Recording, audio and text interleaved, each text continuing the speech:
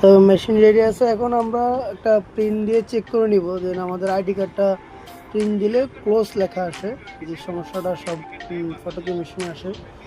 এরপর আরও যখন আমরা দিব তখন এই সমস্যাটা হয় সব ফটোকপি মেশিনের ক্ষেত্রে। তো আমরা একটা আইডি কার্ড দিয়ে নিলাম, দেন আমরা আইডি কার্ড কপিতে ক্লিক করলাম, দেন স্টার্ট। এখন এই দেখেন ক্লোজ আছে, can not use size, size close দেখাচ্ছে। তো এখন আমরা এটা কীভাবে ঠিক করবো এটা এই ভিডিওর মাধ্যমে দেখবো, না সম্পূর্ণ ভিডিওটি না টেনে দেখুন। তো এখন আমরা মেশিন অফ করেছি, আবার অন করে নিয়েছি। দেখেন 08 চাপ দিবেন, 08 চাপ দিয়ে আপনার মেশিনটা অন করবেন।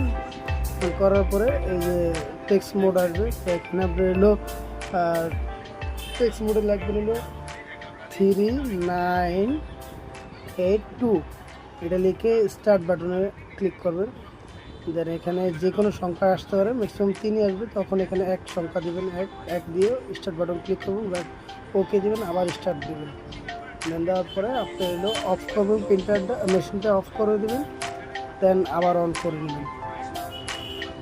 আমাদের মেশিনটা স্টার্ট হচ্ছে, প্লিজ ওয়েট, একটু সময় নেবে।